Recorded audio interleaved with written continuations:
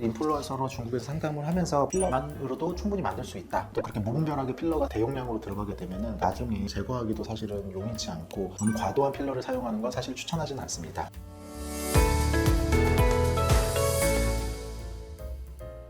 네, 안녕하세요. AB성형외과 조동필 원장입니다. 오늘은 중국에서 유명한 인플루언서로 왕징이라는 분의 얼굴 분석을 하려고 화면을 켰습니다. 중국에서 지금 현재 성형 상담 이런 쪽으로 굉장히 유명하고 핫하다고 해서 과거의 얼굴과 현재의 얼굴이 어떻게 변화했는지 그 사이에 했을 만한 시술이나 수술 어떤 이런 것들에 대해서 추측하고 예측해보는 시간을 한번 갖도록 해보겠습니다. 이 왕징 씨 얼굴을 한번 보면은요, 전체적으로 이마가 넓어 보이면서도요, 좀 울퉁불퉁한 그런 것을 확인할 수 있고요. 또한 헤어라인이 굉장히 좀 고르지 못한 면을 볼 수 있고, 두꺼운 아웃폴드의 쌍꺼풀을 가지고 있으면서 이런 눈 밑에 지방이 굉장히 많이 꺼지고 울퉁불퉁한 인디안 밴드 라인이 굉장히 심하게 되어 있는 것을 볼 수 있습니다. 미간에서 콧등까지 이루어지는 부분이 굉장히 넓게, 콧끝은 굉장히 넓게 펼쳐져 있는 보코 느낌을 확인할 수 있고요. 또한 코가 살짝 휘어져 있는 모습도 확인할 수 있습니다. 팔자주름이 깊게 패여 있으면서 팔자주름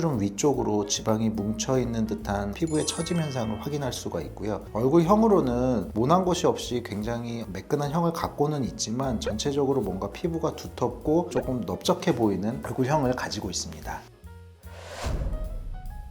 최근에 이제 왕징 씨가 변화된 얼굴 사진을 보고 과거하고 어떻게 달라져 있는지 한번 확인해 보도록 하겠습니다. 전의 사진과 비교해 보면 일단 이마의 사이즈가 조금 줄어들어 있는 것을 확인할 수 있습니다. 그 다음에 헤어라인이 조금 일정하게 변화되어 있는 것을 확인할 수 있고, 이마의 울퉁불퉁함 없이 굉장히 매끈한 것을 잘 확인할 수 있고요. 아마도 이마 축소술 또는 이마의 지방 이식을 다시 함으로 인해서 평평하고 매끈하게 한 것이 아닌가 생각이 좀 듭니다. 그 다음에 두 번째로는 눈 같은 경우에는 굉장히 큰 아웃폴드의 쌍꺼풀이었다고 하면 세미 아웃 정도의 라인을 가지고 있으면서 뒤쪽에 눈이 조금 더 시원하게 보일 수 있게 뒤트임과 밑트임이 조금 더 되어 있는 것이 아닌가 생각됩니다. 코 같은 경우에는 미간에서 코끝까지 이루어지는 부분이 조금 더 얄쌍하고 날렵해져 있는 것을 확인할 수 있고요. 뭉툭한 코끝에서 조금은 얄쌍한 코끝으로 변화된 것을 확인할 수 있습니다. 팔자 쪽에서는 팔자의 주름과 팔자 주름 위쪽으로 피부의 처짐이 많이 보였는데 현재는 그런 현상들은 많이 보이지 않고, 얼굴형 자체는 과거의 얼굴형과 크게 변화는 없지만 전체적으로 작아지고 그 다음에 넓어 보이는 형태가 조금은 줄어든 것을 확인할 수 있습니다. 아마 이 부분은